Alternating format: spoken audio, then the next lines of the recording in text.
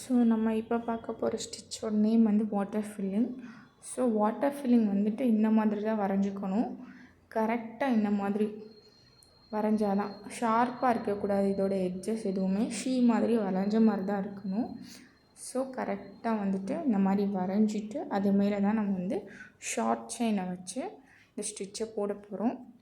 So கரெக்டாக அந்த எட்ஜஸில் என்ன மாதிரி வளைஞ்சிருக்கோ அந்த மாதிரியே வந்துட்டு நம்ம அது மேலே ஸ்டிச் போட்டு கொண்டு வரணும். ஸோ அந்த டேனிங்லனா பக்கத்துலேயே கரெக்டாக போட்டு கொண்டு வரணும்.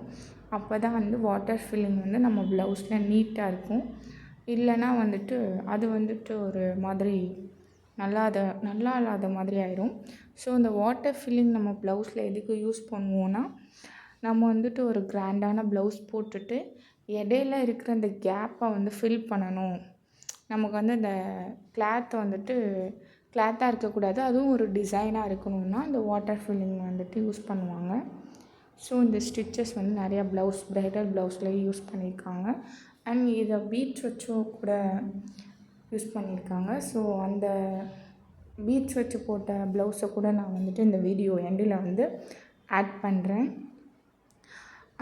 இந்த வீடியோ வந்து ஃபுல்லாக பாருங்கள். எட்ஜில் வந்துட்டு இந்த மாதிரி டேன் பண்ணுறோம், அந்த ஷார்ட் செயினை வச்சு எப்படி போடுறோம் அப்படின்னு சொல்லிட்டு கரெக்டாக பார்த்து நீங்கள் ப்ராக்டிஸ் பண்ணிங்கன்னா உங்களுக்கு ஈஸியாக இருக்கும்.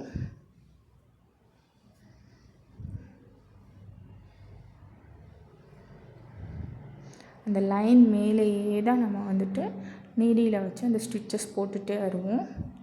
ஸோ அப்போ போடும்போது நமக்கு கரெக்டாக வந்துடும்.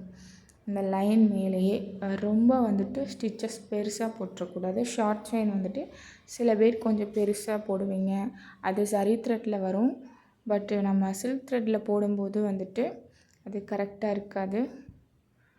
ஸோ நம்ம சில்க் த்ரெட்டில் போடும்போது சின்னதாக போட்டால் தான் அழகாக வரும்.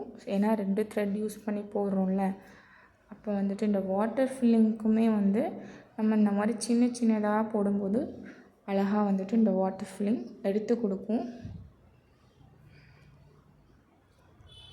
ஸோ கரெக்டாக அந்த ட்ராப் பண்ணியிருக்கோம் இல்லையா, அந்த ட்ராப் பண்ணதுக்கு மேலேயே வந்துட்டு நம்ம வந்து இந்த ஸ்டிச்சஸை போட்டுகிட்டே வரோம்.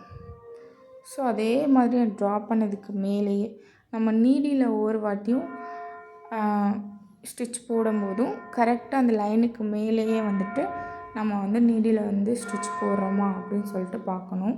நம்ம கரெக்டாக அதுக்கு வரைஞ்சிருக்கணும். ஸோ கரெக்டாக வரைஞ்சால் தான் வந்துட்டு நம்மளால் ஸ்டிச் வந்துட்டு கரெக்டாக போட முடியும். ஸோ ஃபஸ்ட்டு கரெக்டாக வரைஞ்சிக்கோங்க.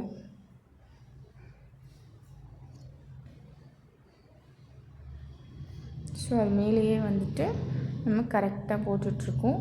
ஸோ அந்த மாதிரி நீங்களுமே நல்லா ப்ராக்டிஸ் எடுங்க, நல்லா ப்ளவுஸ் போடுங்க.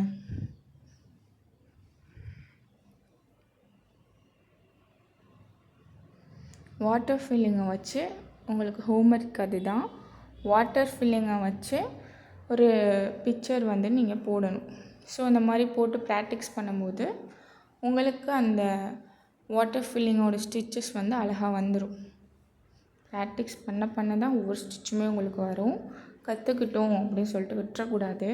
அதை நம்ம ஒரு பிக்சர் எடுத்து இன்னுமே நல்லா வந்துட்டு நம்ம போட்டு பழகுனா தான் அது சூப்பராக வரும்.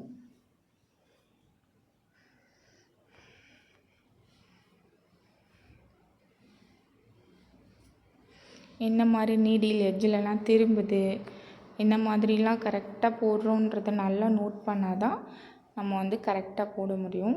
இப்போ எண்ட் நாட் போடுறோம்.